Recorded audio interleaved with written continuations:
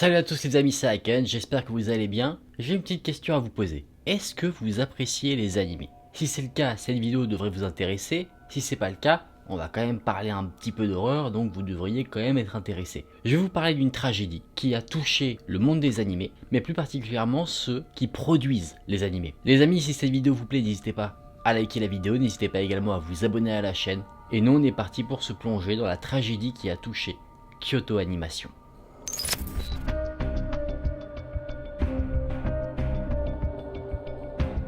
Avant de parler de la tragédie qui a touché Kyoto Animation, je vais vous parler de ce que c'est Kyoto Animation. C'est un studio d'animation situé à Kyoto qui a été fondé en 1981 et il faut savoir que c'est un des studios les plus réputés et prolifiques de tout le Japon. C'est-à-dire que c'est un studio qui cartonne dans le business de l'animation. C'est une entreprise qui s'est bien développée, du coup ils ont plusieurs bâtiments dans Kyoto un peu dispersés et chaque bâtiment a sa fonctionnalité. Ces bâtiments sont appelés des studios. On a le studio 1 qui est réservé au personnel, on a le studio 2 qui lui est le siège, on a un studio qui est réservé pour les produits dérivés, vous voyez c'est dispatché de manière très organisée. Comme beaucoup d'entreprises à succès, comme beaucoup de personnes qui ont du succès, Kyoto Animation a reçu pendant de nombreuses années des menaces de mort qui étaient reçues par l'intermédiaire d'un formulaire de contact. Vous savez, sur certains sites internet, on peut contacter des entreprises via un petit formulaire de contact tout à fait classique. Et bien quelqu'un, ou plusieurs personnes, par ce formulaire, contactaient Kyoto Animation pour les menacer de mort. Vous allez voir, c'est important pour la suite. Si on s'arrête en 2018, Kyoto Animation a reçu un total de 200 menaces de mort, ce qui est énorme. Si c'est dû à une seule personne, tu te dis que la personne qui a fait ça était sacrément fêlée. Parmi les grands succès du studio d'animation, on a Full Metal Panic ou encore Sound Euphonium. Ce sont des animés que je ne connais pas du tout. Moi je suis très classique dans mes animés, c'est Dragon Ball, Naruto, Détective Conan, ce genre de choses. Je suis pas trop à m'ouvrir vers d'autres animés, même si parfois je peux en apprécier certains. On est donc le 18 juillet 2019. À 10h30, une explosion retentit dans le studio 1. Un homme pénètre dans les lieux, accompagné d'un chariot qui contient 40 litres d'essence. L'homme avait préalablement disposé l'essence dans des bidons, ce qui a causé ensuite la fameuse explosion de 10h30. Avant l'explosion, il aurait hurlé, en japonais, Pakuri Yagate, ce qui veut dire bande d'escrocs, plagieurs, et Shine, ce qui veut dire mourir. L'explosion a causé un incendie dans le bâtiment, et des personnes qui se trouvaient sur les lieux se sont retrouvées en feu. Elles étaient là en train de fuir, totalement brûlées vives. Le feu s'est répandu au premier et au deuxième étage, et malheureusement l'homme avait fortement bien prévu son coup. Il avait bloqué les deux issues de secours, bloquant les employés à l'intérieur du bâtiment. L'agresseur qui était sur les lieux a continué son acte très malsain en jetant de l'essence sur les personnes qui cherchaient à s'enfuir, les mettant encore plus en danger face aux flammes qui se répandaient dans le bâtiment. L'agresseur, une fois qu'il était assez satisfait de ce qu'il venait de commettre, a pris la fuite. Il a été poursuivi par un des employés du studio d'animation et fort heureusement, cet agresseur a pu être appréhendé par la police parce qu'à un moment, il est tombé au sol. Il était tombé parce qu'il s'était blessé tout seul avec l'incendie qu'il avait créé. C'est à 15h19, environ 5 heures après le déclenchement de l'incendie, que finalement le studio a pu être libéré des flammes. Néanmoins, l'intervention des secours n'a pas permis de sauver le bâtiment qui a été totalement détruit par les flammes. Des scientifiques ont réalisé des simulations pour savoir un peu dans quelles conditions se trouvaient les victimes de cet incendie, et quand on a les chiffres, ça fait franchement froid dans le dos, sans mauvais jeu de mots. La fumée se serait répandue dans le bâtiment en 30 secondes, intoxiquant tous ceux qui s'y trouvaient, et le rez-de-chaussée aurait atteint une température de 1000 degrés, tandis que les autres étages, eux, auraient atteint une température de 100 degrés. 1000 degrés au rez-de-chaussée parce que c'est de là que vient la base de l'incendie. C'est une température qui doit être vraiment insoutenable à tenir. Tout le mobilier, tout le matériel informatique qu'il y avait dans le studio a été totalement ravagé par les flammes. Et c'était quelque chose d'assez problématique parce que rappelez-vous, on est dans un studio d'animation, donc beaucoup de gestion des animés à sortir se font par dessin. Les ébauches des animés se font par dessin sur du papier. Et tout ça, ça a été perdu. Il y a eu quelques petits trucs qui ont pu être sauvés, mais dans la majorité des cas, tout a été détruit. Voilà, vous en savez un peu plus sur ce qui s'est passé dans les grandes lignes. Mais maintenant, ce qui est intéressant de voir, c'est le parcours de l'agresseur. Pendant tout le temps où il était transféré à l'hôpital pour être pris en charge par rapport aux blessures qui s'étaient entre guillemets lui-même causé, il arrêtait pas de dire que le studio d'animation l'avait volé, qu'il l'avait arnaqué. Mais sur quoi? On le verra plus tard. Le nom de cet homme, c'est Shinji Aoba, un homme qui n'était visiblement pas sans histoire. Les caméras de surveillance l'ont repéré le 15 juillet sortant d'une gare quand il est arrivé à Kyoto. À partir de cette date, il a passé son temps à rôder aux alentours du studio d'animation, et la veille de l'incendie, la veille de la tragédie, il a dormi sur un banc près du studio, et les témoins de la scène ont dit que près de lui, il avait un chariot rempli de divers objets. Maintenant, on sait ce que contenait ce chariot. Après les événements dramatiques, la police a fouillé le domicile de cet agresseur, et ils ont saisi plusieurs documents, notamment des manuscrits, qui pourraient correspondre au vol dont il accuse le studio d'animation. Lui, en fait, ce qu'il dit, c'est que ce studio d'animation, Kyoto Animation, a volé une de ses histoires sans le créditer. Ils l'ont volé, ils l'ont escroqué, ils l'ont plagié. Néanmoins, il semblerait qu'il y ait plusieurs couacs dans son histoire.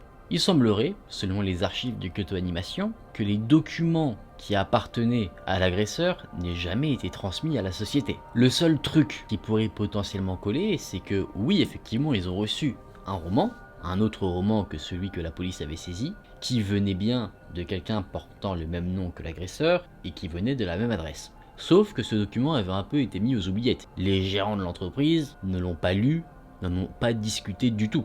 Et pour une raison totalement classique, c'est que ce roman ne respectait pas les conditions d'envoi. Peut-être qu'il fallait une mise en page particulière ou quoi. Le papier ne respectait pas, du coup quand il est arrivé, boum, poubelle. Donc il n'y a même pas de discussion à avoir là-dessus. La police a continué son enquête, ils essayent vraiment de voir s'il y a un lien entre l'homme et la société, pas pour dédouaner l'action de l'homme, mais pour vraiment avoir toutes les informations en la possession des autorités pour l'audience de l'agresseur. Et la police a trouvé quelque chose. Ils ont vu qu'une histoire courte et une histoire longue écrite par l'agresseur ont été soumises à un concours qu'organisait Kyoto Animation.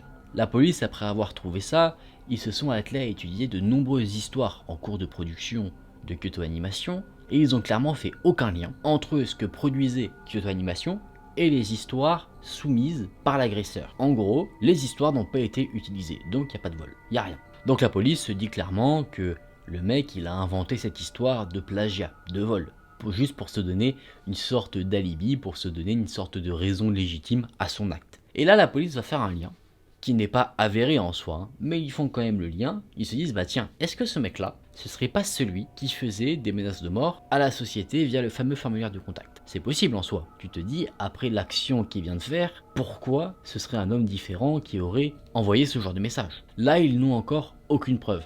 Néanmoins la police s'est dit tiens on va quand même checker un petit peu, ils vont analyser l'ordinateur portable, les réseaux sociaux de l'agresseur pour voir s'il n'y aurait pas des petites informations croustillantes pour faire avancer l'enquête par rapport à tout ça. J'ai pas les résultats de ce que la police a trouvé parce que peut-être que c'est encore sous scellé ou ce genre de choses. Bon, vous vous doutez bien qu'après tout ça, l'agresseur, Shinji Aoba, il s'en est pas sorti indemne. Il a été condamné par la justice. Et vous avez peut-être remarqué, mais depuis le début de la vidéo, je parle de tragédie. Je parle de tragédie parce qu'il y a eu des pertes humaines assez lourdes. Au total, dans le studio numéro 1, il y avait 76 personnes si on compte l'agresseur qui s'était rendu sur les lieux. Il faut savoir que ce jour-là, le 18 juillet 2019, il y avait une réunion d'organiser. Une réunion avec une autre société, ce qui fait qu'il y avait plus de monde dans le bâtiment. En plus de ça, cette réunion, qui accueillait des gens extérieurs à la société, a fait que le système de sécurité a un peu été mis en veille. C'est-à-dire que normalement, l'accès dans l'immeuble se faisait uniquement avec des badges. Sauf que là, pour que les personnes extérieures à Kyoto Animation puissent rentrer et participer à la réunion, ce système-là a été désactivé, ce qui faisait que tout le monde pouvait rentrer dans le bâtiment. Donc admettons, la réunion aurait été un autre jour, peut-être que les choses auraient pu être différentes. Au cours de ce massacre, clairement, c'est le nom qu'on peut lui donner, il y a eu 36 personnes qui sont décédées et 34 personnes qui ont été blessées. Bien sûr, cet événement a eu un lourd impact psychologique sur les personnes qui ont survécu à tout ça. Elles ont eu du mal à retourner au travail, elles ont eu un long moment de pause pour pouvoir se remettre déjà de leurs blessures physiques et ensuite de leurs blessures psychologiques, mais elles ont pu, pour la grande majorité, retourner travailler dans les autres studios de Kyoto Animation. Le bâtiment où a eu lieu l'incendie a été rasé, il y a eu quelques plans de prévus, notamment un parc, notamment une sorte d'espace commémoratif en souvenir des victimes, mais pour le moment, rien n'a été réellement décidé. Mais ce qui est sûr, c'est que il n'y aura pas un autre bâtiment de Kyoto Animation pour le moment. Après, et ça, on va finir sur ça parce que c'est une note plutôt positive, il y a eu un fort engouement du public vis-à-vis de la situation. Il y a eu un énorme appel aux dons. Une société américaine qui s'occupait de diffuser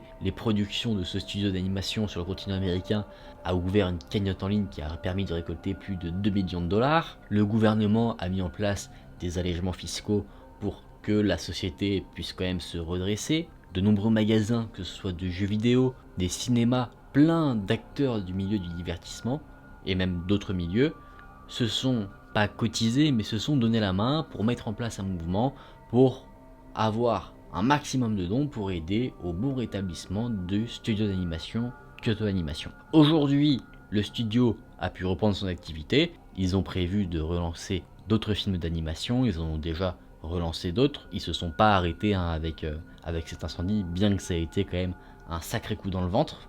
Mais je voulais vous raconter cette histoire parce que je trouve que c'est typiquement une histoire qui montre à quel point parfois l'homme peut être totalement taré. C'est pas le seul cas où on a quelqu'un qui peut rentrer dans un lieu public comme ça et faire un massacre pour aucune raison.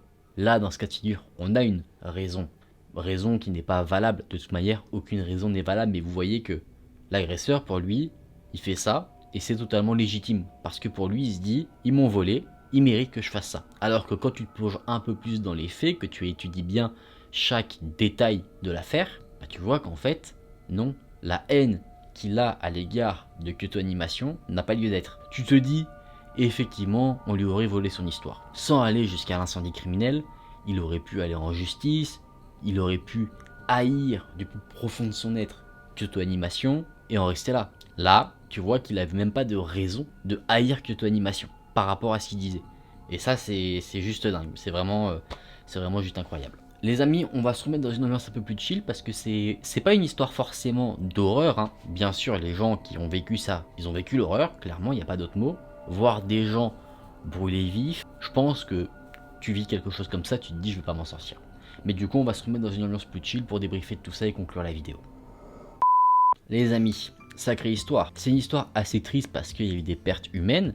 C'est une histoire macabre parce que l'agresseur était totalement fou. Il avait un objectif en se rendant dans ce studio, c'était le détruire. Mais bon, ce qui est beau dans cette histoire, c'est qu'il y a une petite note positive à la fin avec cette solidarité qu'on a justement de tous les acteurs du monde un peu du divertissement, des collaborateurs de la société d'animation, ce genre de choses qui ont permis de lever des fonds pour aider à ce que la société ne s'effondre pas et que d'un côté, ils ont aidé à ce que l'agresseur ne gagne pas. Parce que si la société d'animation avait dû déposer le bilan fermé parce que le bilan financier aurait été trop coûteux par rapport à cet incident, bah d'un côté, bah, il aurait tout gagné. Et là, de par la solidarité des gens, bah, ils ont réussi à empêcher ça. Et ça, c'est vachement beau. Les amis, j'espère que vous aurez appris des choses, que vous aurez apprécié cette petite vidéo. Si c'est le cas, n'hésitez pas à liker la vidéo, n'hésitez pas également à vous abonner à la chaîne. Merci beaucoup d'avoir regardé la vidéo. Nous, on se retrouve très vite. Je vous dis à la prochaine. Prenez soin de vous, c'était Aken. Salut!